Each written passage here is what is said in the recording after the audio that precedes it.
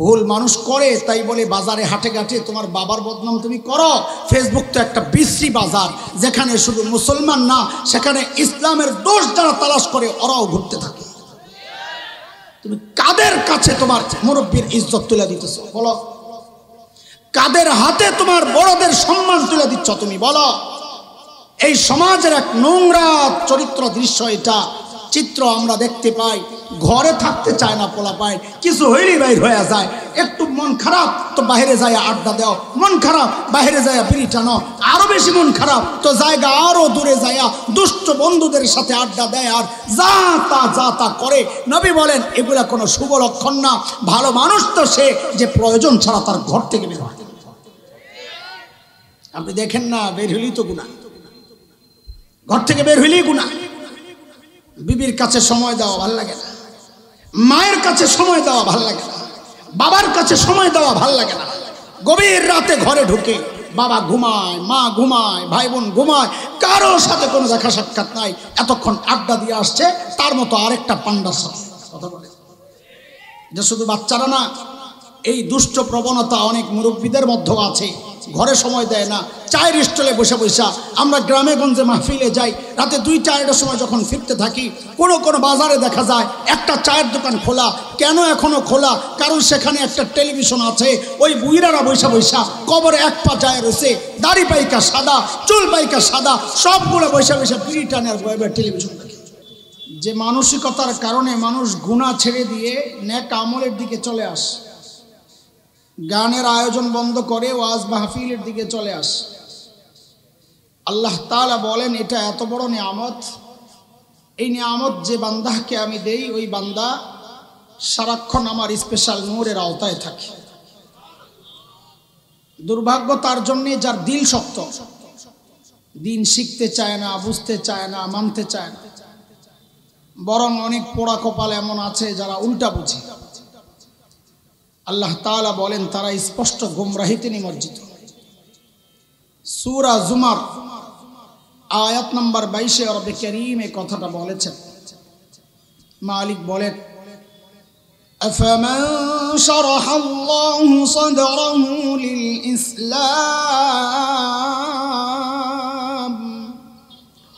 ফাহুয়া আলা নূরিন মির রাব্বিহি فويل للقاسية قلوبهم من ذكر الله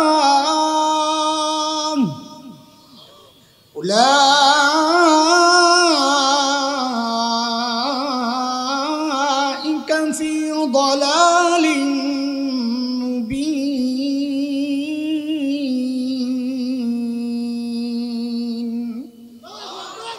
এই আয়াতের মধ্যে রব্বে কারীম এই কথাগুলো বলেছেন। মুহতারাম হাজরিন, যে মহান মালিক এই এত বড় নিয়ামতে আমাদেরকে ধন্য করলেন, আবারও সেই মালিকের শুকরিয়া আদায় করি, বলি আলহামদুলিল্লাহ। নামাজের আগে আমাদের মুহতারাম ভাই সুলতানুল ওয়াইজিন হযরতুল আল্লাম মাওলানা খালিদ সাইফুল্লাহ আইয়ুবী হাফিজাহুল্লাহ ওয়া রাআহ কি আলোচনা করেছেন আমি শুনি নাই, তবে শেষ কথাগুলো শুনছিলাম আল্লাহর ভয়ের কথা। সেই কথাগুলোকে সামনে রেখেই আমি কোরআন আল কারীমের 2টা আয়াত পড়েছি। আল্লাহ তাআলা বলেন ওয়া আম্মা মান খাফা মাকামা রাব্বিহি ওয়া নাহান নাফসা আনিল হাওয়া,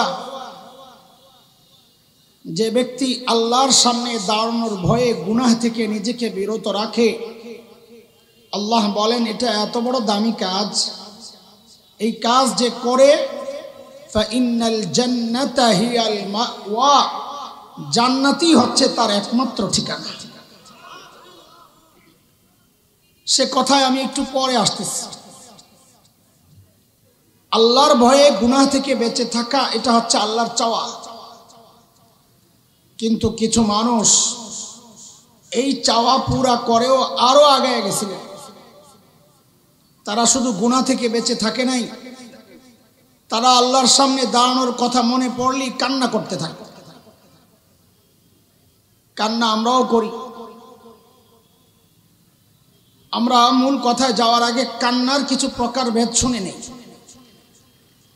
অনেক দামি এক আমল কান্না করা। চোখের পানি এক বড় দামি আমল। কত দামি সে কথা একটু পরে আসতেছি, আগে কান্নার কিছু প্রকার শুনে নি। সব কান্নাই আল্লাহর প্রিয় কান্না না, সব কান্নাওয়ালা চোখই আল্লাহর কাছে দামি চোখ না। তো আমরা আজকে জানবো প্রথমে কান্নার প্রকার কি, কোন কান্না আল্লাহর কাছে দামি এবং কত দামি। হযরত ইয়াজিদ ইবনে মাইসারা রাহিমাহুল্লাহ তিনি বলেছেন, আমরা সাধারণত মানুষ কান্না করি 7 কারণে। বলেন, মুখস্থ করেন আজকে যা করে আল্লাহ, একটা সবক মুখস্থ করেন। মাদ্রাসার ছাত্ররা পারলে নোট করে রাখো, মুখস্থ রাখতে পারলে তো আলহামদুলিল্লাহ। কয় কারণে আমরা কান্না করি? বলেন, 7 কারণে কান্না করি। এই সবগুলো কান্নাই যে সওয়াবের কাজ বিষয়টা এমন না, কোনো কান্না গুনারও আছে। তো এই জন্য একটু আগে জানি চিনি, তারপরে দেখি আমার কান্নাটা কিভাবে দামি বানানো যায়। মানুষ কান্না করে, এক কান্না হচ্ছে আল বুকা মিনাল ফরাহ, আনন্দের কান্না। খুশিতেও মানুষ কেঁদে দেয়। ফলাফল পাইছে, যতটুকু আশা ছিল তার চেয়ে অনেক বেশি ভালো ফল, খুশিতে কান্না করে।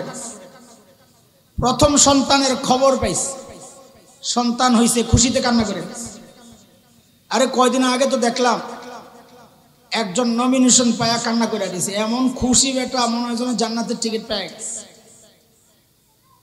আবার আরেকজনকে দেখলাম বাতিল হওয়ার কারণে মাটির মধ্যে গড়াগড়ি খায় চিৎকার করতেছে। মানুষ যে কি কারণে কান্না করবে তাও বোঝে না। তো কান্নার এক প্রকার হচ্ছে আমরা কান্না করি, এটা আমাদের অনিচ্ছাকৃত কান্না। সেই কান্না হচ্ছে আনন্দের কান্না। বলে, কান্না কয় প্রকার? 1 নম্বর কান্না আনন্দের কান্না। 2 নম্বর কান্না আল বুকা মিনাল হুজুন, পেরেশান আর টেনশন চিন্তার কারণেও মানুষ কান্না করে, দুঃখের কষ্টের কারণেও মানুষ কান্না করে। এটাও অনিচ্ছাকৃত কান্না, এটার মধ্যে মানুষের নিয়ন্ত্রণ নাই। যেমন নবী আলাইহিস সালামের ছেলে হযরত ইব্রাহিম রাদিয়াল্লাহু আনহু যখন মারা গেছে, তো চোখ দিয়ে ঝরঝর করে নবী আলাইহিস সালামের পানি পড়তেছে, বাবা। তো সাহাবী দেখে অবাক হইছেন, কারণ নবী তো মানা করছেন মৃত ব্যক্তির জন্য মার্সিয়া করা, চিৎকার চেঁচামেচি করা, কাপড় ছিঁড়া, চেহারায় আঘাত করা, এটা মানা করছেন। তো এখন নবী আলাইহিস সালাম নিজেই কান্না করতেছেন, সাহাবী অবাক হয়ে গেছে দেখে, ইয়া রাসূলুল্লাহ আপনিও কান্না করতেছেন? তো নবী আলাইহিস সালাম একটা কথা বলেছেন, আল কলবু ইয়াহজুন ওয়াল আইনু তাবকা ওয়া ইন্না বিফিরাকিকা ইয়া ইব্রাহিম লামাহজুনুন। যে কলব ব্যথিত হয় এটা কারো নিয়ন্ত্রণে না, চোখ থেকে অশ্রু ঝরে এটা কারো নিয়ন্ত্রণে না। কলব ব্যথিত হইলে চোখ থেকে অশ্রু ঝরবে, এটা আমার নিয়ন্ত্রণে না। মানা তো করা হয়েছে চিৎকার চেঁচামেচি করা, মানা করা হয়েছে কাপড় ছেঁড়া, মানা করা হয়েছে মুখ চাপড়ানো, থাপড়ানো, আঘাত করা, ওগুলো নিষেধ। অনিচ্ছায় যে দুঃখে কষ্টে চোখের পানি বের হয় এটা গুনার কাজ না। ও ইব্রাহিম, তোমার সুখে আমরা সবাই ব্যথিত, তোমার বিচ্ছেদে আমরা সবাই ব্যথিত, এটা বলে বলে নবী আলাইহিস সালাম কান্না করতেছিলেন। তো এটা হচ্ছে দুঃখ কষ্ট ব্যথার কান্না, অন্তরের ব্যথার কান্না। এটা কয় প্রকার গেল? মুখস্থ করা লাগবে আজকে। খালি তো পাইকারি কান্না করতেই আছে, আর মনে করতেছি আমি এই কান্না দিয়ে জান্নাতে যাবো না। এই জন্য কান্না আগে বোঝা দরকার, চেনা দরকার। বলেন কান্না কয় প্রকার? 1 নম্বর কান্না আনন্দের কান্না, খুশির কান্না। 2 নম্বর কান্না কষ্টের, দুঃখের, ব্যথার, অন্তরের ব্যথার কান্না। 3 নম্বর কান্না আল বুকা মিনাল ফাজঈ জাজঈ, ভয়ের কান্না, আতঙ্কের কান্না। বাচ্চারা হঠাৎ পোকা একটা দিয়েছে, ও মা কয়ে চিৎকার একটা দিচ্ছে। আমরা সাপ দেখলে চিৎকার করে উঠি, রাতে ঘুমের মধ্যে ভয়ে চিৎকার করে কান্না করে ওঠে। তো এটাও মানুষের ইচ্ছাধীন না, নিয়ন্ত্রিত না। মানুষ চাইলেই এটা আটকাইতে পারে না, হঠাৎ চলে আসে ভয়ে কান্না। এই কান্নাটা এটাও মানুষের অনিচ্ছাকৃত কান্না, এর উপর মানুষের কোনো নিয়ন্ত্রণ নাই। বলেন কয়টা গেল? 1 নাম্বার আনন্দের কান্না, 2 নাম্বার কষ্টের দুঃখের কান্না, 3 নাম্বার ভয়ের কান্না, 4 নাম্বার আল বুকা মিনাল ওয়াজা, আঘাতের কান্না, ব্যথা পাইছে, শরীরের ব্যথা। এটা আগে একটা ছিল কষ্টের ব্যথা, দুঃখের ব্যথা, আরেকটা হচ্ছে শরীরে আঘাত পাইছে এই ব্যথা। কোকড়ায় ওঠে ব্যথায়, চোখে পানি চলে আসে, বাচ্চারা ব্যথা পাইলেই কান্না শুরু করে। এটা একটা কান্না। এই কয় প্রকার কান্না গেল বলে? এই কান্নাগুলোর উপর মানুষের কোনো নিয়ন্ত্রণ নাই। যেহেতু এই কান্নাগুলোর উপর মানুষের কোনো নিয়ন্ত্রণ নাই, এই কান্নাগুলোর উপর আল্লাহর পক্ষ থেকে কোনো সওয়াবও নাই, আবার কোনো গুনাহও নাই। এগুলাকে বলে মুবাহ, বৈধ কান্না, সওয়াবও নাই, গুনাহ। কয় রকম কান্নার কথা বললাম বলেন? মোট কান্না কয় প্রকার গেল? কয়টা মুখস্থ বলেন? 1 নাম্বার কান্না কি? আনন্দের কান্না, মাশাআল্লাহ। হ্যাঁ। 2 নাম্বার কষ্টের কান্না, 3 নাম্বার ভয়ের কান্না, মাশাআল্লাহ। 4 নাম্বার হ্যাঁ মাশাআল্লাহ। 5 নাম্বার কান্না হচ্ছে আল বুকা মিনার রিয়া, লোক দেখানো কান্না, ঢঙের কান্না, ঢঙের নাটকের কান্না, স্বার্থ উদ্ধারের কান্না। হ্যাঁ, অনেকে আছে স্বার্থ উদ্ধারের জন্য পাও ধইরা এমন কান্না দেয়, ছেড়ে দিবেন ঘর থেকে বাইর হয়ে গো একটা গালি দিয়ে আসে না এমন কান্না। আমাদের অনেক অনেক আছেন স্বার্থের জন্য আসতে কান্না, পরে পিছনে যায় গাইলা, এমন স্বার্থের কান্নাও আছে। শুনছি অনেকে নাকি স্বার্থ উদ্ধারের জন্য রুমালের মধ্যে কি জানি লাগায় মুখের মধ্যে এরকম চোখে মুছে আর ঝরঝর করে পানি পড়া শুরু করে। নাটকের কান্না, মানুষকে ধোকা দেওয়ার কান্না, এই কাপড়ের মধ্যে কিছু লাগায়া মুইছা কান্না করা, এটা ধোকার কান্না। একজনকে দেখছি আমি, চোখের পানির চেয়ে নাকের পানি বেশি পড়তেছে। চোখের পানির চেয়ে নাকের পানি বেশি পড়তেছে, আর খালি খালি মুছতেছে মুছতেছে মুছতেছে, নাকের পানি, চোখে পানি নাই, চোখ শুকনা। তো এটা হচ্ছে ঢঙের কান্না। এই কান্না হারাম। বলেন এই কান্না কি? বলেন সবাই। এই ঢঙের কান্না, স্বার্থের কান্না, ভঙের কান্না, নাটকের কান্না, নিজের কোনো স্বার্থ উদ্ধারের জন্য কাউকে ধোকা দেওয়ার জন্য কান্না, অথবা নিজের বুজুর্গি জাহেরের জন্য কান্নার নাটক করা, এই সবগুলো কান্না হচ্ছে রিয়া। এই কান্না হচ্ছে নাজায়েজ, হারাম। মিলান, নিজের চেহারা মিলান, যদি লাগে তওবা করে। বলেন কান্না কত প্রকার? 1 নাম্বার কান্না, 2 number, 3 number, 4 number, 5 number, 6 number আর 7 নাম্বার কান্না হচ্ছে প্রশংসিত কান্না, মামদুহ। সেই কান্না একটা হচ্ছে শুকরিয়ার কান্না, আল্লাহর নিয়ামত পায়া শুকর, আল্লাহ কান্দিস, ও আল্লাহ এই মানুষটাকে তুমি এই বিপদে রাখছো, আমারে তুমি ভালো রাখছো, আলহামদুলিল্লাহ, কান্না করে দিস। এমন অনেক আছে যে আল্লাহর নিয়ামত দেখা কান্না করা শুরু করে, আল্লাহ এত নিয়ামত তুমি দিস, কিভাবে শুকরিয়া আদায় করে। অনেক বড়দেরকে দেখছি আল্লাহর দেওয়া নিয়ামত বইলেই সাথে সাথে কান্না শুরু করে। একজন বিপদগ্রস্ত মানুষকে দেখেই কান্না শুরু করে যে আল্লাহ ওই জায়গায় তুমি আমাকেও রাখতে পারতা।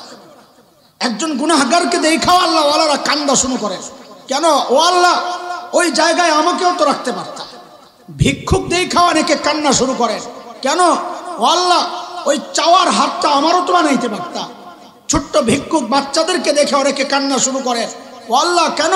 যে ওই বাচ্চাটা তো আমার বাচ্চাও হইতে পারত। কান্না শুরু করেন। এই কান্না প্রশংসিত কান্না। কয় কান্না গেছে ভাই? বলেন সবাই মুখস্থ শোনার আগে, এরপরে বয়ান শুরু হবে। আগে কান্না বুঝাই আমি, তারপরে বয়ান। বলেন কান্না কয় প্রকার? গেল কয়টা? 1 নাম্বার জায়েজ 4টা বলেন, আগে জায়েজ 4টা বলেন। 1 নাম্বার সুখের, হ্যাঁ আনন্দের কান্না।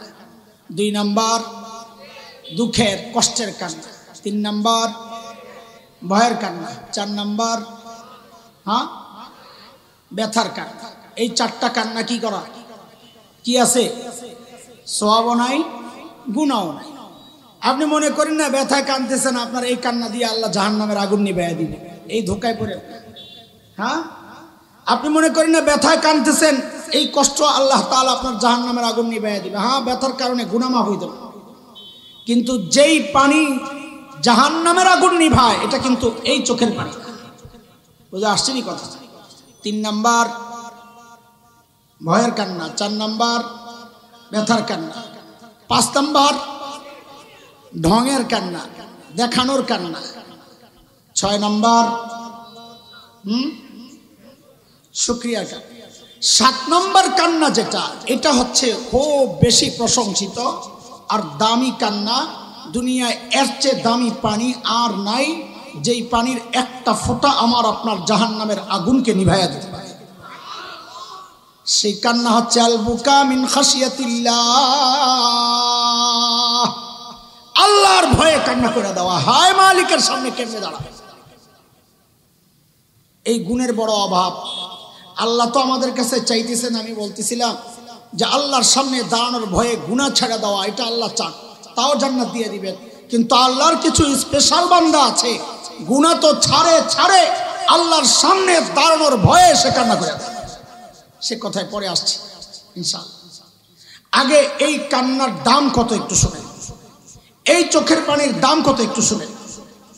নবী আলাইহিস সালাম বলেছেন, তুবা লিমান মালাকা লিসানা, তুবা লিমান মালাকা লিসানা ওয়া ওয়াসিআহু বাইতু ওয়া বাকা আলা খাতিআতিহি। 3 শ্রেণীর মানুষকে নবী বলেছেন তারা সৌভাগ্যবান। সুসংবাদ তাদের জন্য। কয় শ্রেণী বলেন? কয় শ্রেণী বলেন? কয় শ্রেণী? আই রাখো, আই ছবি তুলবা, ফাইজলাই বেছো না তোমরা? হ্যাঁ আমি শুটিং করতে আসছি নাকি?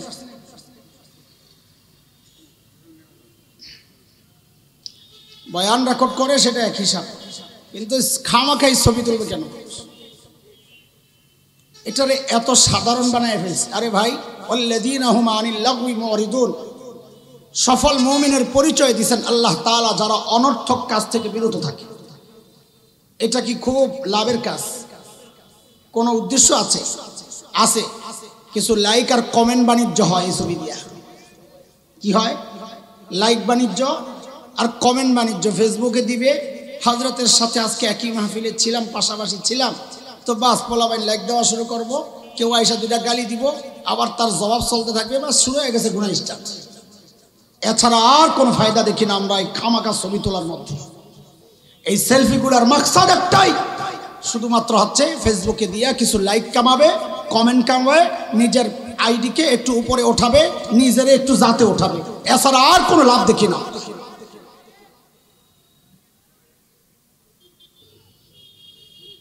এমনি আমি আমার অবস্থা আগে ব্যাখ্যা করি।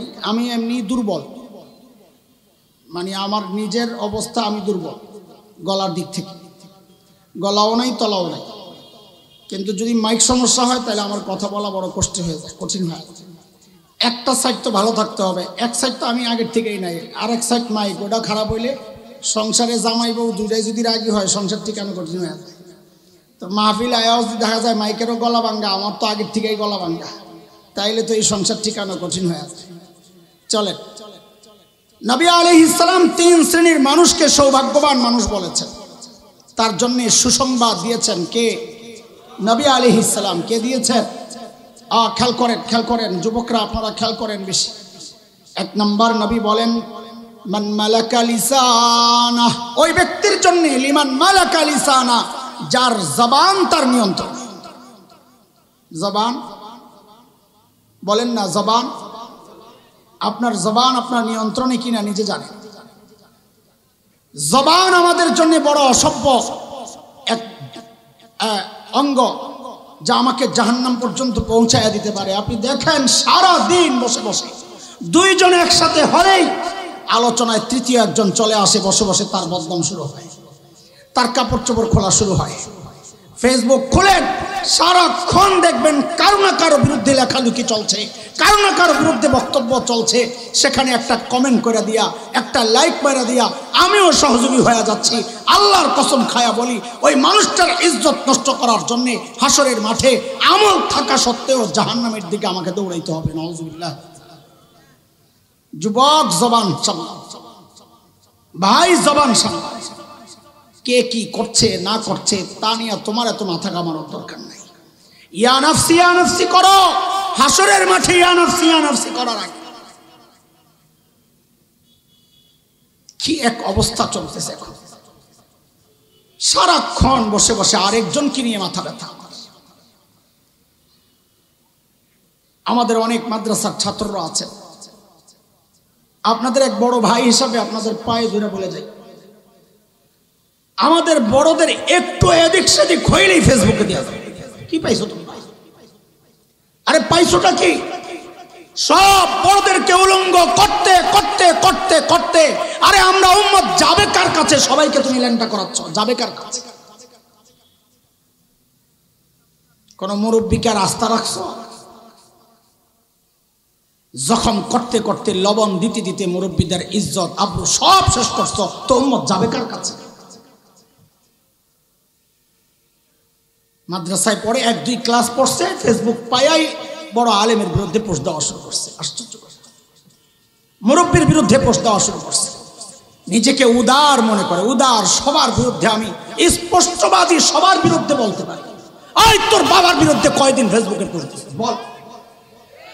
তোর মায়ের বিরুদ্ধে কয়দিন ফেসবুকে পোস্ট দিছিস? এত স্পষ্টবাদী হয়ে গেছো। তোমার মার কোনো অপরাধ তোমার চোখে পড়ে না, তোমার বাবার কোনো অপরাধ তোমার চোখে পড়ে না, কয়দিন দিছো ফেসবুকে পোস্ট? মতলবী। আর আমাদের কিছু ছেলে পেলে আছে, ওই রকম কোনো বক্তব্য পাইলে বাস এরে মাথায় নিয়ে নাচতে থাকো। একদম মাশাআল্লাহ, সাহসী কণ্ঠ, সুবহানাল্লাহ। উম্মতের গোড়া কাইটা কাইটা আকাবির আসলাফদের ইজ্জত শেষ কইরা কইরা তুমি একজনের সাহসী বক্তব্য, সাহসী কণ্ঠ বলে যে উস্কায়া দিচ্ছ, এই বানরে নামাবেটা কি? কথাগুলো অনেকের ভালো লাগবে না, কিন্তু আমাদের কষ্ট এটা। কোন মুরব্বীরা তোমরা ছেড়েছ বলো? ভুল মানুষ করে তাই বলে বাজারে হাটে ঘাটে তোমার বাবার বদনাম তুমি করো। ফেসবুক তো একটা বিশ্রী বাজার, যেখানে শুধু মুসলমান না, সেখানে ইসলামের দোষ যারা তালাশ করে ওরাও ঘুরতে থাকে। তুমি কাদের কাছে তোমার মুরব্বীর ইজ্জত তুলে দিতেছ বলো? কাদের হাতে তোমার বড়দের সম্মান তুলে দিচ্ছ তুমি বলো? নবী আলাইহিস সালাম বলেন, দুর্ভাগা সে যার নিয়ন্ত্রণে তার জবান নাই। জবান নিয়ন্ত্রণ করো দোস্ত, হাত নিয়ন্ত্রণ করো। আল্লাহর ওয়াস্তে বলি, কারো ভুল দেখলে আগে নিজের ভুলের দিকে তাকাও। আহারে কত ভুল আমার হচ্ছে। আমার মালিক যদি আমার হাসরের মাঠে ধরে ফেলেন, আমার তো বাঁচার কোনো উপায় নাই। আমি আরেকজনের দোষ লয়ে কেমনে নাচি? রোগী যখন হসপিটালে যায়, তার চেয়েও ভয়ঙ্কর রোগী হসপিটালে থাকা সত্ত্বেও সে আরেকজনের রোগ নিয়ে কথা বলে না, কারণ সে নিজেই তো রোগী, সে তার রোগ নিয়েই চিন্তা করতেছে। কিন্তু আমি নিজে যে একজন রোগী, আমার কোনো চিন্তা নাই। আমি আরেকজনের রোগ নিয়ে হাটে মাঠে বাজারে সব জায়গায় প্রচারণা চালাচ্ছি। কথা বলেন আপনারা, আছে না নাই? কথা আছে, আছে তো এই জায়গায়ও আছে, এই জন্য হেরা কথা পায় না।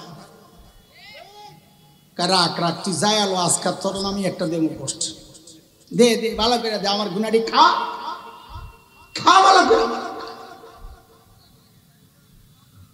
নবী আলাইহিস সালাম বলেন, তুবা লিমান ওয়াসিআহু বাইতুহু, সৌভাগ্যবান ওই ব্যক্তি যার ঘর তার জন্য প্রশস্ত। এর যুবক তোরা শোন ভালো করে এই কথা, যার ঘর তার জন্য প্রশস্ত। এই কথার মানে কি? মুহাদ্দিসরা অনেক ব্যাখ্যা দিয়েছেন, তার মধ্যে একটা ব্যাখ্যা সবচেয়ে সুন্দর। সেটা হচ্ছে যে ঘর তার সবচেয়ে বেশি সময় কাটায় জরুরত ছাড়া, যে ঘর থেকে বের হয় না। এই সমাজের এক নোংরা চরিত্র দৃশ্য এটা। চিত্র আমরা দেখতে পাই। ঘরে থাকতে চায় না পোলা পায়, কিছু হইলেই বাইর হয়ে যায়। একটু মন খারাপ তো বাইরে যায় আড্ডা দাও, মন খারাপ বাইরে যায় বিড়ি টানো, আরো বেশি মন খারাপ তো জায়গা আরো দূরে যায় দুষ্ট বন্ধুদের সাথে আড্ডা দেয় আর যা তা করে। নবী বলেন এগুলা কোনো শুভ লক্ষণ না। ভালো মানুষ তো সে যে প্রয়োজন ছাড়া তার ঘর থেকে বের হয়। আপনি দেখেন না, বের হইলেই তো গুনাহ, ঘর থেকে বের হইলেই গুনাহ। বিবির কাছে সময় দেওয়া ভাল লাগে না, মায়ের কাছে সময় দেওয়া ভাল লাগে না, বাবার কাছে সময় দেওয়া ভাল লাগে না। গভীর রাতে ঘরে ঢুকে বাবা ঘুমায়, মা ঘুমায়, ভাই বোন ঘুমায়, কারো সাথে কোনো দেখা সাক্ষাৎ নাই, এতক্ষণ আড্ডা দিয়ে আসছে তার মতো আরেকটা পান্ডার সাথে কথা বলে। যে শুধু বাচ্চারা না, এই দুষ্ট প্রবণতা অনেক মুরব্বীদের মধ্যেও আছে। ঘরে সময় দেয় না, চায়ের স্টলে বসে বসে। আমরা গ্রামে গঞ্জে মাহফিলে যাই, রাতে 2-4টার সময় যখন ফিরতে থাকি, কোনো বাজারে দেখা যায় একটা চায়ের দোকান খোলা। কেন এখনো খোলা? কারণ সেখানে একটা টেলিভিশন আছে। ওই বুইরারা বৈশা বৈশা কবরে এক পা যায় রয়েছে, দাড়ি পাইকা সাদা, চুল পাইকা সাদা, সবগুলো বৈশা বৈশা বিড়ি টানে আর বয়ে টেলিভিশন দেখে। লা হাওলা ওয়ালা কুওয়াতা ইল্লা বিল্লাহ। কোন জামানায় আসলাম? ঘর ভাল লাগে না, বাহির ভালো যার। নবী বলেন সে দুর্ভাগা। যার ঘর ভালো তার বাহির থেকে নবী বলেন সৌভাগ্যবান। এই জন্য বলি সময় ঘরে দাও, এদিক ওদিক না দৌড়ায়া মায়ের খেদমত করো, নিজের জান্নাত বানাও। এই জায়গায় ওই জায়গায় দৌড়াও তুমি, আরে তোমার মায়ের পায়ের তলে একটু তেল লাগায়া দাও, তোমার জন্য জান্নাতের ফায়সালা এই উসিলায় হয়েও তো যেতে পারে। কারণ নবী বলেছেন না সাল্লাল্লাহু আলাইহি সাল্লাম, মায়ের পায়ের কাছে তোর জান্নাত, তুই কই কই ঘুরতেছিস? বাবা শুয়ে আছে, একটু মাথাটা আমার একটু দাও না, মেসেজ করে একটু পাউটা ডলে দাও না। আরে পাউটা সারাদিন তোমার জন্যই তো দৌড়েছে, তোমার ভবিষ্যৎ চিন্তা করে এই পাউটা সারাদিন কি মেহনতটা করেছে। আজকে ওই পাউগুলো আসছে একটু ঘরে, তোমার সুযোগ হয় না ওই পাউটা ধরে একটু টিপা, তুমি এখন বাইরে বাইরে ঘুরতেছো। লা হাওলা ওয়ালা কুওয়াতা ইল্লা বিল্লাহ। যাই হোক, এগুলো আমার আলোচনার বিষয় না। 3 নাম্বারটা নবী বলেন সৌভাগ্যবান কে? মান বাকা আলা খাতিআতি, যে নিজের গুনাহগুলা মনে করে করে কান্না করে। নবী বলেন সে একজন সৌভাগ্যবান মানুষ। গুনাহ মনে করে কান্না করা এটা অনেক বড় কথা। আমি বলছিলাম গুনাহ থেকে বেঁচে থাকা এটা আল্লাহর চাওয়া, কিন্তু গুনাহ মনে করে কান্না করা এটা অনেক উঁচু মাকামের, অনেক মর্যাদার কাজ, অনেক দামি কাজ। নবী বলেছেন সৌভাগ্যবান। আরে কে কান্না করেন নাই? কে কান্না করেন নাই? কত দাম এই কান্নার, এই চোখের কত দাম, যেই চোখ আল্লাহর ভয়ে কান্না করে। নবী আলাইহিস সালাম বলেছেন আইনান লা তামাসসাহুমান নার, আইনুন বাকাত মিন খাশিয়াতিল্লাহ ওয়া আইনুন বাতাত তাহরুসু ফি সাবিলিল্লাহ।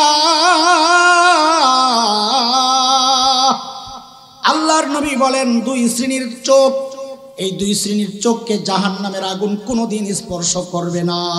সুবহানাল্লাহ, সুবহানাল্লাহ। কয় শ্রেণীর চোখ? যুবক কথা কও, কয় শ্রেণীর চোখ? হ্যাঁ, কয় শ্রেণীর চোখ? 1 নাম্বার ওই চোখ মান আইনুন বাকাত মিন খাশিয়াতিল্লাহ, যেই চোখ আল্লাহর ভয়ে কান্না করে। হারে আমি আমার মালিকের সামনে কেমনে দাঁড়াবো? আল্লাহর ভয়ে যেই চোখ কান্না করে। নবী আলাইহিস সালাম বলেন আরেক চোখ যে রাত জাগে সীমান্ত পাহারা দেয়, আল্লাহর রাস্তায় রাত জাগে, সীমান্ত পাহারা দেয়, নিজেদের সঙ্গীদের সহযোদ্ধাদেরকে ঘুমানোর সুযোগ করে নিজে সজাগ থাকে, অস্ত্রের গোডাউন পাহারা দেয়, শত্রু আসে কিনা পাহারা দেয়। এই পাহারাদারি যারা রাতে করে, আল্লাহর নবী বলেন ওই চোখগুলারে জাহান্নামের আগুন স্পর্শ করবে না। আল্লাহ তৌফিক দাও বলেন আমিন। আল্লাহ এই দামি কাজের তৌফিক দাও বলেন আমিন। আম্মা জান হযরত হাফসা রাদিয়াল্লাহু আনহা বর্ণনা করছেন, আমি আমার বাবা ওমর রাদিয়াল্লাহু আনহুর ঘরে ছিলাম। যুবক খেয়াল কর, একই বালিশের মধ্যে শোয়া। নবী আমার কাছেই ছিলেন রাতে। বালিশ তো আর আমাদের মতো 3টা-4টা পাট কইরা লইয়া আবার কোল বালিশ এই পাশে একটা এই পাশে একটা, এমনি তো আর ঘুমানোর সুযোগ ছিল না। বালিশ একটা, 2 পাশে 2 জনের মাথা। আহারে, আম্মা জান বলেন হঠাৎ রাতে দেখি আমার গালের নিচে পানি ভিজা ভিজা লাগে। কিরে ঘুমাই গেছে, কি সমস্যা? পানি আসলো কই থেকে? গরম পানি। বলে হাত আগাইতে আগাইতে দেখি আহারে বালিশের অপর কোনায় নবী আলাইহিস সালাম শুয়া শুয়া ঘুমান না, কাঁদতেছেন, শুয়া শুয়া শুয়া শুয়া কাঁদতেছেন। জিজ্ঞেস করলাম, ইয়া রাসূলুল্লাহ মা ইউবকিক, ওগো আল্লাহর হাবিব আপনি কেন কান্না করতেছেন, কি আপনাকে কান্না করতে বাধ্য করলো? নবী আলাইহিস সালাম বলেন, তোমার ভাই কি তেলাওয়াত করতেছে শুনতেছো না? হযরত আব্দুল্লাহ ইবনে ওমর ঘরের আঙ্গিনায় রাতের নামাজ পড়তেছিলেন, তিলাওয়াত করতেছিলেন সূরা তাতফিফ, ওয়াইলুল লিল মুতাফফিফিন 10 নম্বর আয়াত, কাল্লা ইন্নাহুম আর রাব্বিহিম ইয়াওমা ইযিল লামাহজুবুন। আয়াতটা শুনে নবী কাঁদতেছেন, আহারে এমন মানুষও আসবে আল্লাহকে দেখবে না, আল্লাহ পর্দা দিয়া রাখবেন, নবী কাঁদতেছেন, আহারে। আরে নবীর তো পর্দা আসার কোনো সম্ভাবনা নাই, তাও নবী কাঁদতেছেন। আর যাদের সম্ভাবনা আছে তাদের চোখ শুকায়া রয়েছে, কান্নার কোনো খবর নাই। আমরা এতটা নিশ্চিন্ত হয়ে গেছি, মাঝে মধ্যে আমি নিজে ধিক্কার দিয়ে বলি, আরে কোন ভরসায় এমন নিশ্চিন্ত জীবন যাপন করছি, আহারে হাসি কেমনে আসে? রে ভাই আমি রোগী, আমি আমারে বলতেছি, কেউ কষ্ট নিয়েন না। বলে হাসি কেমনে আসে? সাহাবায়ে কেরাম যেই শুনছেন জাহান্নামের আযাবের কথা, নবী আলাইহিস সালাম খুতবা দিতেছিলেন, হযরত আনাস বর্ণনা করেন রাদিয়াল্লাহু আনহু, নবী আলাইহিস সালাম খুতবা দিচ্ছিলেন, বলেন উরিদাত আলাইয়াল জান্নাতু ওয়ান নার, আজকে আমার সামনে জান্নাত জাহান্নাম পেশ করা হয়েছে, মানে দেখানো হয়েছে। নবী আলাইহিস সালাম বলেন, মা আরা লান আরা ফালান আরা কাল ইয়াউম ফিল খাইর ওয়াশ শার, আজকের দিনের মতো ভালো আর মন্দ আর কোনো দিন আমি দেখি নাই। তার মানে জান্নাত দেখে বুঝছি এর চেয়ে ভালো কিছু আর হইতে পারে না, জাহান্নাম দেখে বুঝেছি এর চেয়ে খারাপ আর কিছু হইতে পারে না। ওয়ালাউ তা'লামুনা মা আ'লামু লাদাহিকতুম কালিলা ওয়া লাবাকাইতুম কাসীরা, আমি যা জানি এর তোমরা সাহাবীরা যদি তা জানতা তো হাসি কমে যাইত, কান্না বাইরা যাইত। হযরত আনাস বলেন, মা আতা আলা আসহাবিন নবী সাল্লাল্লাহু আলাইহি ওয়াসাল্লাম ইয়াউমুন আশাদ্দু মিনহু, এই কথা শুইনা সাহাবীদের যে অবস্থা হয়েছে, বলে এমন কঠিন দিন আর কোনোদিন সাহাবীদের উপর দিয়া যায় না। বলে কি করছেন? বলে খাত্তুরুসাহুম, সব সাহাবী মাথা ঢাইকা বলছে, ওয়ালাহুম খানিন, আর সবার থেকে হেসকি আওয়াজে কান্নার আওয়াজ আইতেছে। নবী এমন কিছু জানছেন যা আমরা জানলে শুধু কানতাম, না জানি কি ভয়ঙ্কর কিছু দেখছেন। আরে সাহাবীদেরকে তো আল্লাহ মাফের সুসংবাদ দিয়েছেন, লাহুম মাগফিরাতুন ওয়া আজরুন আযীম, সাহাবীদেরকে তো মাফের সুসংবাদ আল্লাহ দিয়েছেন, আমার আপনার তো কোনো সুসংবাদ নাই। কান্না করার তো কথা আমাদের, কাঁদতেছে সাহাবী, কাঁদতেছে সাহাবী।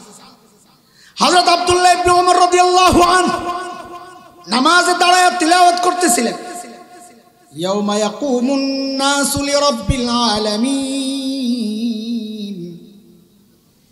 আল্লাহর সামনে সেদিন মানুষকে সবাইকে দাঁড়াতে হবে, আল্লাহর সামনে দাঁড়াইতে হবে। এই ভয়ে গুনাহ থেকে বেঁচে থাকার কথা আমাদের জন্য। আমি বলছি কিছু মানুষ আছে এর থেকে আগায়া গেছে, যারা তাদের অবস্থা কি? হযরত আব্দুল্লাহ ইবনে ওমর এই আয়াত পড়ছেন খালি যে আল্লাহর সামনে দাঁড়াইতে হবে, হায় এই চিন্তায় আব্দুল্লাহ ইবনে ওমর কাঁদতে কাঁদতে কাঁদতে কাঁদতে আব্দুল্লাহ ইবনে ওমর বেহুশ হয়ে পড়ে গেছে। আল্লাহর সামনে দাঁড়াবো কেন? কি নিয়ে দাঁড়াবো আল্লাহর সামনে? হ্যাঁ, এত চিন্তা কেন জানেন? কোরআনের 2টা আয়াত বড় কঠিন। আরে ওনাদের ইমানের হালত ছিল অন্যরকম পর্যায়ের, আমার মতো দুর্বল ইমানওয়ালাও তো ওই আয়াতটি চিন্তা করলে অস্থির হয়ে আছে। কেন? কারণ আল্লাহ তাআলা যখন তার ইলমের ওই যে স্ক্যানিং মেশিন, আল্লাহর জানার যে স্ক্যানিং মেশিনের সামনে বান্দা দাঁড়াবে, হিসাব যখন শুরু হবে, আল্লাহ যখন বুঝবেন কারো হিসাব নেওয়া লাগবে, হিসাব যদি নেন তাইলেই তো বিপদ, হিসাব নিলেই তো বিপদ। আম্মা জান জিজ্ঞেস করছেন, ইয়া রাসূলুল্লাহ সহজ হিসাব কোনটা? তো নবী বলেছেন সহজ হিসাব হইলো এই হিসাবটা খালি ধরাইয়া দিব, আল্লাহ তোর হিসাব লো যা, এটা হইলো সহজ হিসাব। যদি প্যাকেট খোলা হয় তাইলে আর বাঁচার উপায় নেই। আল্লাহর ইলমের ওই স্ক্যানিং মেশিনে যে বান্দা আটকায়া যাবে, আল্লাহ তখন ডাক দিয়া বলবেন ওয়াকিফুহুম ইন্নাহুম মাসউলুন, এটারে থামা, এটারে আটকা, এটারে জিজ্ঞেস করা লাগবে, এটারে জিজ্ঞেস করা লাগবে, এটারে জিজ্ঞেস করা লাগবে এটা যৌবন কেমনে কাটাইছে, এটারে জিজ্ঞেস করা লাগবে এটা মাল কামাইছে কেমনে, খরচ করছে কেমনে, এটারে জিজ্ঞেস করা লাগবে হায়াতের প্রতিটা মুহূর্ত কিভাবে কাটাইছে, এটারে জিজ্ঞেস করা লাগবে। থামা, এটা ওয়াকিফুহুম ইন্নাহুম মাসউলুন, এটারে থামা, এটারে জিজ্ঞেস করা লাগবে। হায়, এই আয়াত পড়তেন আল্লাহ ওয়ালার আর কানতেন, হায় যদি ডাক দিয়া লাই থামা, এটা থামা। পাসপোর্ট ঠিক, মেয়াদ আছে, ভিসা লাগানো আছে, টিকেট ওকে, তারপর ইমিগ্রেশনের সামনে দাঁড়াইলে ভয় লাগে, কেমন কেমন লাগে, না জানি কোন ফল ধরে যাও সচর। আল্লাহর ইমিগ্রেশনের সামনে দাঁড়াইলে ধরা পড়লি আল্লাহ আটকায় দিবেন ওয়াকিফুহুম ইন্নাহুম মাসউলুন, এটা আটকায় জিজ্ঞেস করা লাগবে। জিজ্ঞেস করার পর তো বোঝা যাবে আমলের অবস্থা। এরপর যে ডাকটা আসবে এটা বড় ভয়ঙ্কর ডাক, এরপরের যে নির্দেশটা আসবে এটা বড় ভয়ঙ্কর নির্দেশ। কি সেটা? আমতাজুল ইয়াউমা আইয়ুহাল মুজরিমুন, আমতাজুল ইয়াউমা আইয়ুহাল মুজরিমুন, অপরাধী তুই আজকে আলাদা হয়ে যা, সর সর আলাদা হ, আমার জান্নাতি বান্দাদের সাথে তুই আজকে থাকবি না, ওদের রাস্তা জান্নাতের দিকে, তোর রাস্তা জাহান্নামের দিকে, তুই আলাদা হয়ে। হায়, আম্মা জান আয়েশা রাদিয়াল্লাহু তাআলা আনহা এই কথাগুলো মনে কইরা কইরা খালি কাঁদতেন। এই জন্য বলি, কান্নার করার কথা ছিল কাদের, কান্না করছেন কারা? নামাজে দাঁড়াইছেন আম্মা জান আয়েশা। এ দোস্ত, ওই কথাটা বলার আগে আগে বলেনি একটু, নবী আলাইহিস সালামের কাছে সবচেয়ে প্রিয় মানুষ কে ছিলেন বলেন তো? জানেন না? বলেন বলেন, জোরে বলেন, জানেন না? আম্মা জান আয়েশা নবী আলাইহিস সালামের সবচেয়ে প্রিয় মানুষ কে ছিলেন? তো এটা শোনেন, একটা হাদিস আছে, এক সাহাবীরে নবী আলাইহিস সালামের যুদ্ধে পাঠাইছেন সেনাপতি বানায়। ঘটনাক্রমে ওই যুদ্ধে আবু বকর, ওমর রাদিয়াল্লাহু আনহুমা সহ অনেক বড় বড় সিনিয়র সাহাবীরা ছিলেন।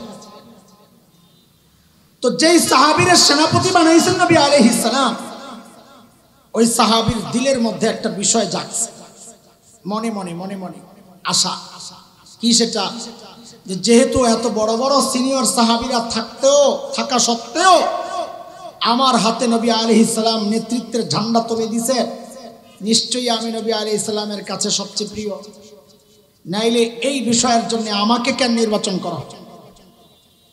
তো মনের ওই খুঁতখুত অবস্থাটা দূর করার জন্য বলে নবীকে জিজ্ঞেস করলেই তো হয়। তো যা জিজ্ঞেস করতেছেন, ইয়া রাসূলুল্লাহ আপনার কাছে সবচেয়ে প্রিয় কে? কি উদ্দেশ্যে জিজ্ঞেস করছেন? নবী বলবেন খালি যে তুমি, এই আশায় মনে মনে যেটা চিন্তা করতেছিলেন খালি নবী মুখ দিয়ে বাইর করে। এটা ছিল সাহাবীদের বড় প্রত্যাশিত একটা বিষয়, নবী খালি বলুক যে আমারে খুব ভালোবাসে।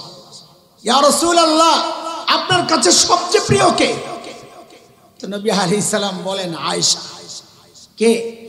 আরে বলেন কে? আয়েশা। সাহাবী একটা প্রথম ধাক্কা খাইছে, কারণ ওনার নাম তো বলেন নাই। তো নিজে নিজে একটা সান্ত্বনা নিয়ে নিছেন যে এটা তো মেয়েদের ক্যাটাগরি হয়ে গেল।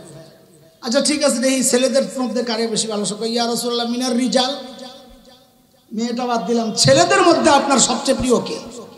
তো নবী আলাইহিস সালাম বলেন আবুহা, তার বাবা আবু বকর। গেছিনি সাইজ দুই দিক দিয়ে শেষ, মনে মনে করে কি আশা করলাম, আচ্ছা দেখি পরের সিরিয়ালটা আসেনি। বলে ইয়া রাসূলুল্লাহ এরপরে কি? তো নবী আরেকজনের নাম বলছে, গেল। আচ্ছা দেখি 3 নম্বরে আসেনি, ইয়া রাসূলুল্লাহ এরপরে কি?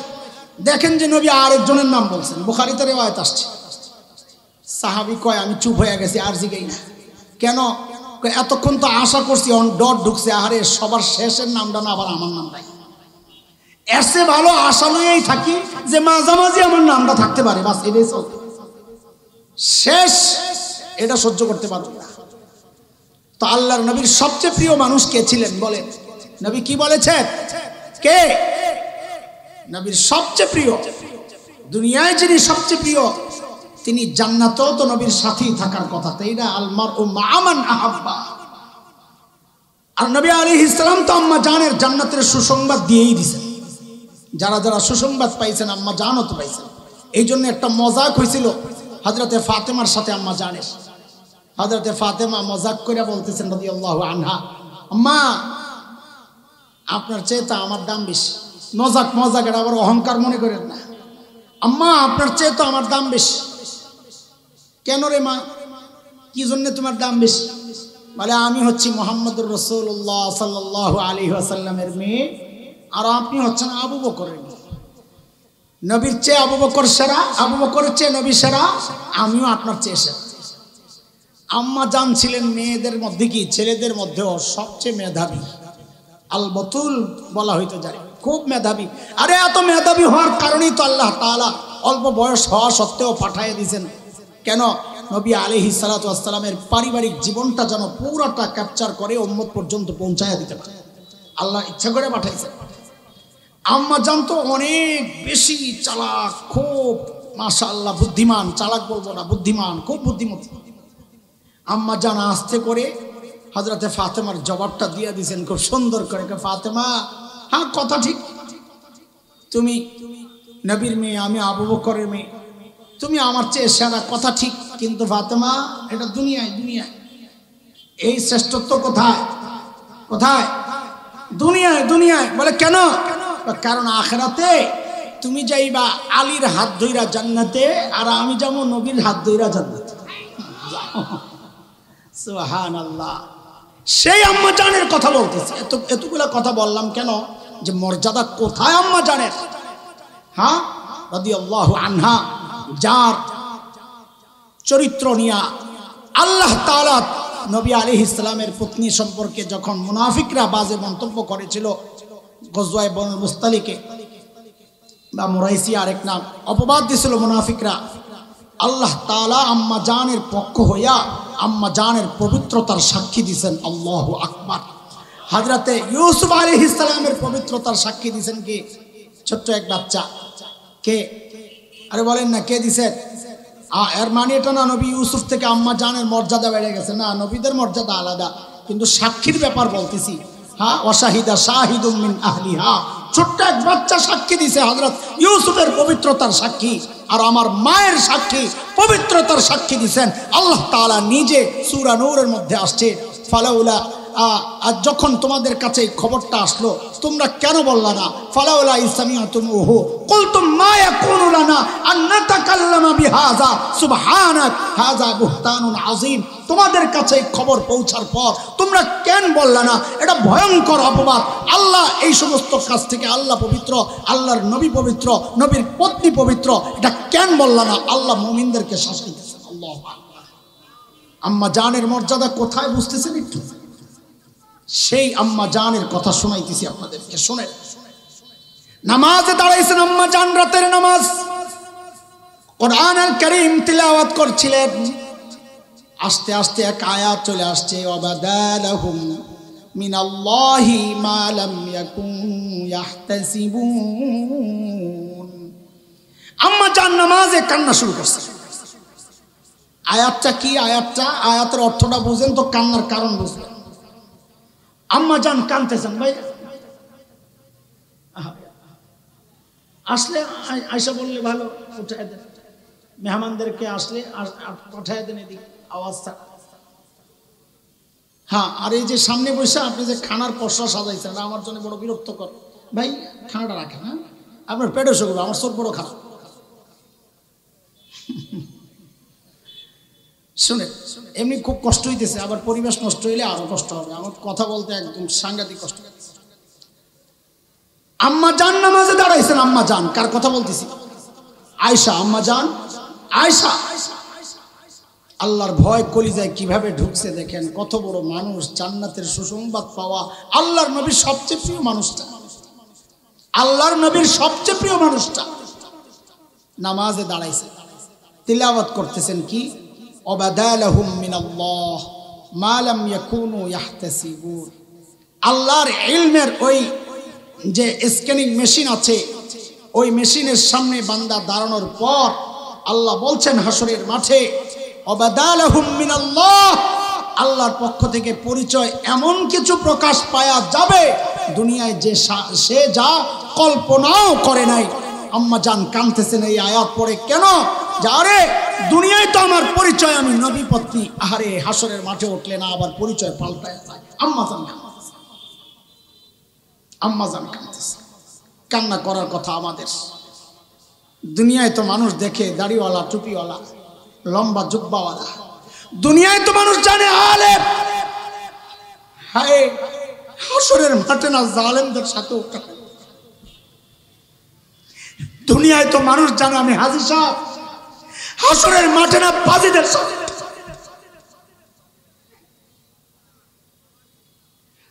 কোন ভরসায় হাসি অট্ট হাসি চলছে, গল্প গুজব, কোন ভরসায়?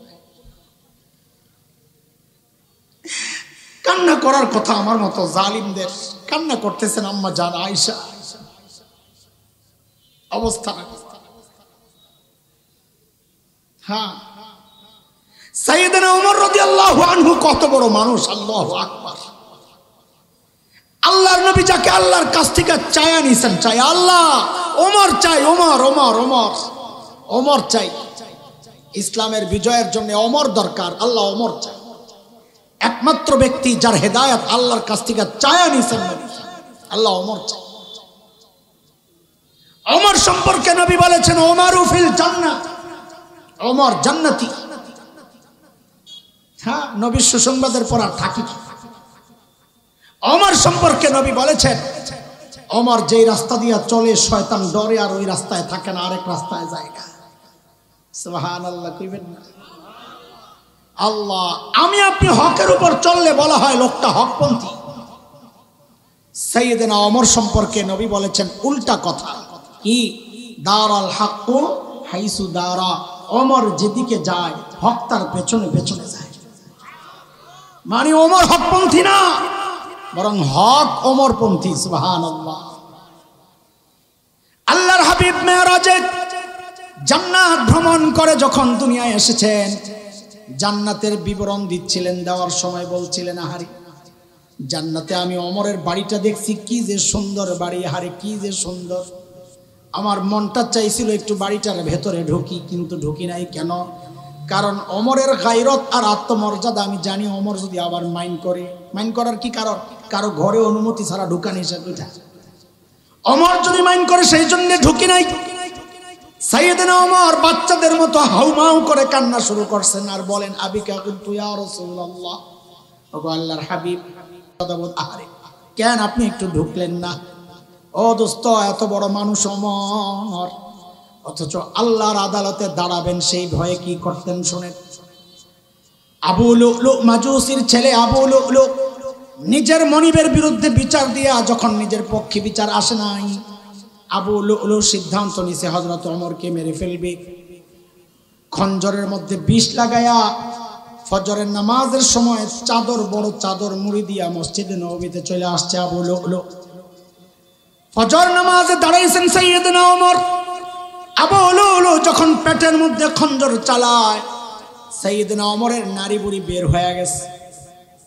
রক্তাক্ত ওমরকে শোয়া দেওয়া হয়েছে। বিষক্রিয়ায়, বিষের যন্ত্রণায় সাইয়েদনা ওমর বেহুশ হয়ে পড়ে রয়েছে। আহারে একজনের কোলে মাথা। ও মুসলমান, খেয়াল করেন ওমর কত বড় মানুষ। একজনের কোলে মাথা, যখন একটু হুঁশ ফিরছে, নামাজের পানি চাইছেন, একজনের কাপড় ছিল টাকনুর নিচে, ওটা আগে ঠিক করছেন। তারপর সাইয়েদনা ওমর কি করলেন?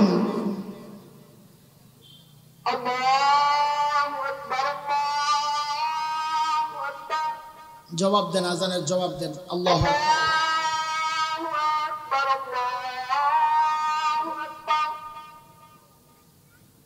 আশহাদু আল্লা ইলাহা ইল্লাল্লাহ, আশহাদু আল্লা ইলাহা, আশহাদু আল্লা ইলাহা ইল্লাল্লাহ, আশহাদু আন্না মুহাম্মাদার রাসূলুল্লাহ, আশহাদু আন্না মুহাম্মাদার রাসূলুল্লাহ, আশহাদু আন্না হাইয়া আলাস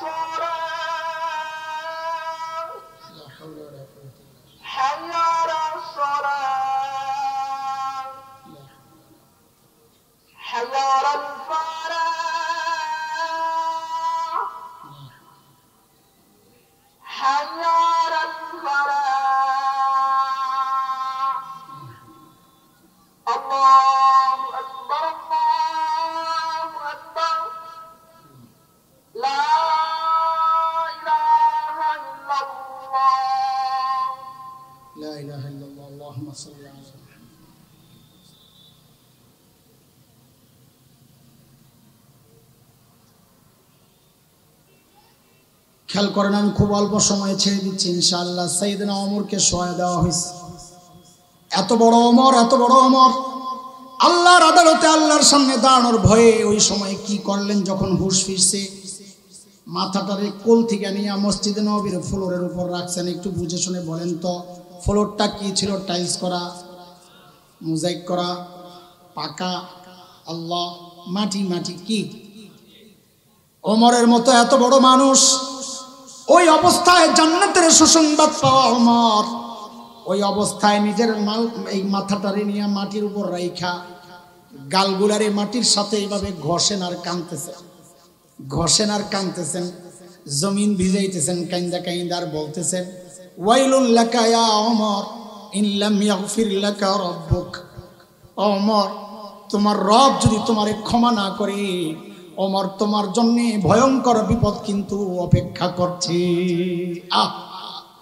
সাইয়েদনা আবু বকর আহারে চোখের পানির কথা বলতেছে, কান্না করার কথা কাদের? কান্না করে গেছেন কারা?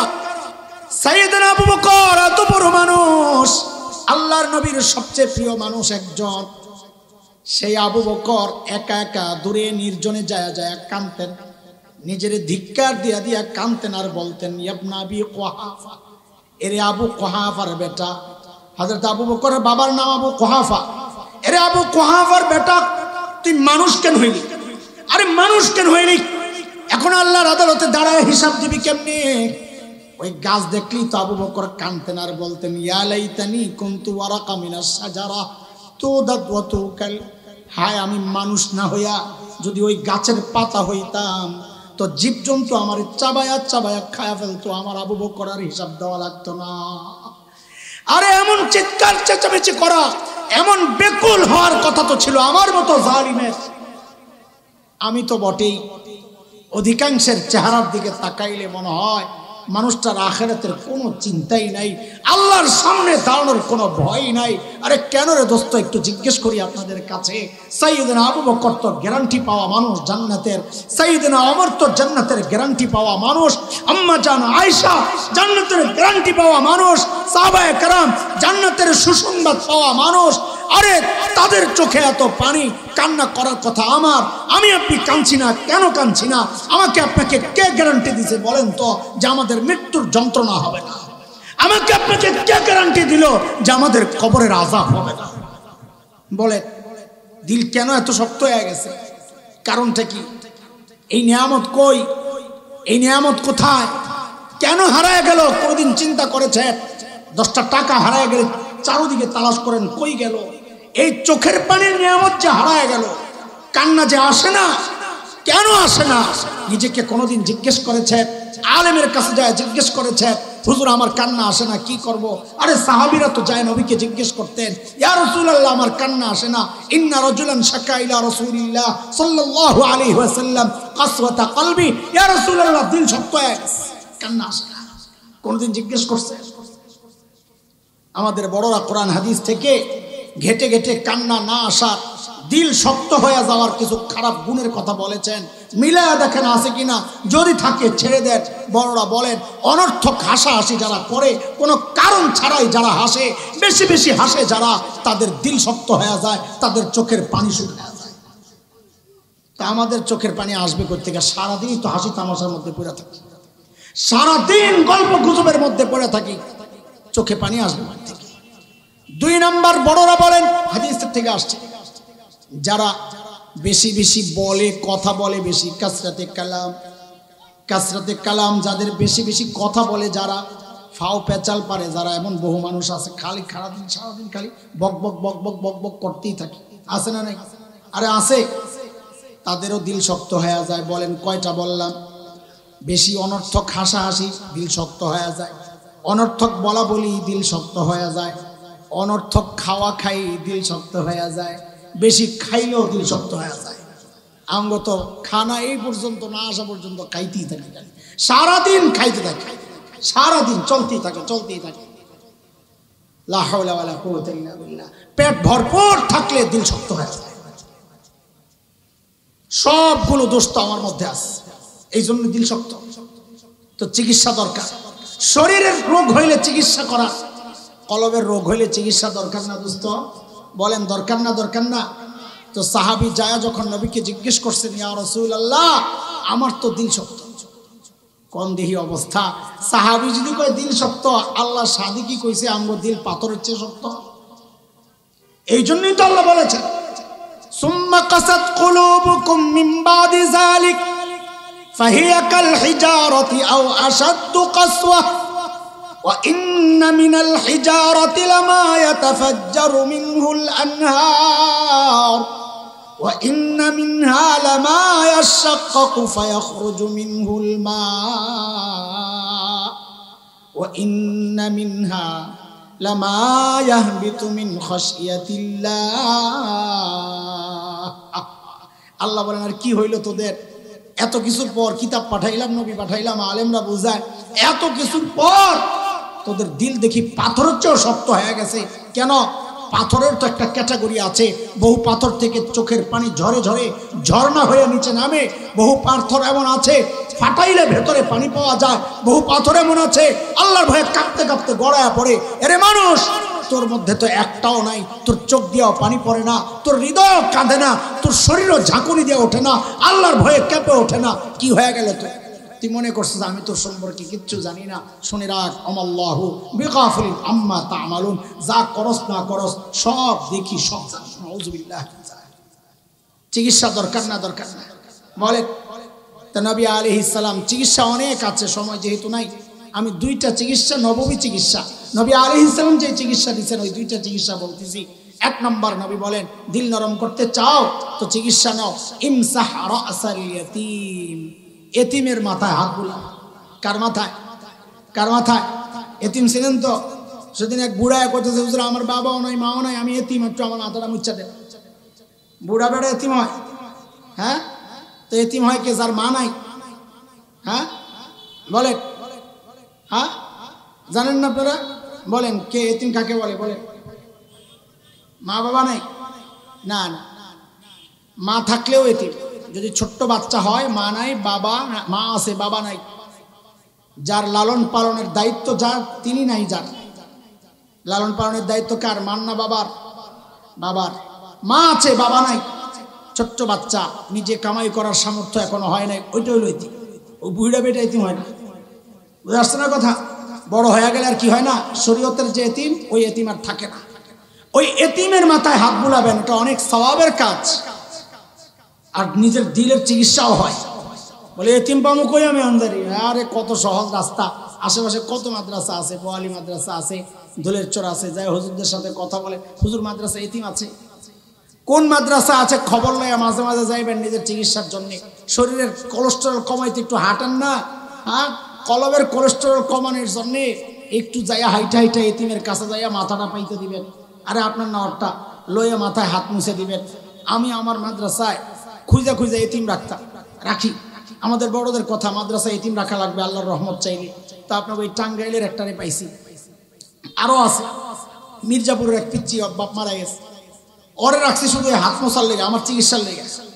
তো এমন একটা অবস্থা হয়েছে, বুঝা গেছে এটা হুজুর কিছু একটা আছে। আমি মাদ্রাসা গেলে টুপিটা খুলে দৌড়ায়, ট্রেনিং প্রাপ্ত, চলে আসছে। শয়তান অনেক দুষ্ট, এই পিচ্ছি ভাই গায়ে পড়ছে, কি করবো কর? খুঁজি এরকম এতিম খুঁজা বাই করবেন, বাইর করে নিজের চিকিৎসার ব্যবস্থা করবেন। দেখলে দৌড়ে যাইয়া ওর মাথায় একটু হাত বুলাইয়া দিবেন। আহা, আরেকটা চিকিৎসা নবী বলেন ওয়াতিমিল মাসাকিন, গরিবকে খানা খাওয়াও বেশি করে। গরিব খানা খাওয়াবা, যত বেশি খাওয়াবা দিল তত নরম হবে। দুইটা চিকিৎসা দিলাম, এই দুই চিকিৎসা একসাথেও আপনি পালন করতে পারেন, নিতে পারেন। চিকিৎসা কেমনি? পকেটে করে দুইটা চকলেট লইয়া যান না, পকেটে করে একটু বাদামের পোকলা লইয়া যান না, মাহফিলে বয়া বয়া না খায় হুজুর মাদ্রাসা ছাত্রের জন্য লইয়া যান না। হ্যাঁ, ওর জন্য একটা মজা লইয়া যান, একটা কেক কিনা লইয়া যান, দুইটা বিস্কুট লইয়া যান, একটু চানাচুর লইয়া যান, যাই ওর মাথায় হাত বুলাইয়া দেন আর বলেন বাবা তুই এটা খা। তাইলে এতিমের মাথায়ও হাত মোছা হয়ে গেল, আবার গরিবকেও খানা খাওয়ানো হয়ে গেল, একসাথে দুই চিকিৎসা হয়ে গেল। অথবা মাদ্রাসাওয়ালাদের কাছে কিছু পয়সা দিয়ে আসেন যে হুজুর আপনার মাদ্রাসার এতিম যারা আছে ওদেরকে কিছু খাওয়াইয়া দিয়েন।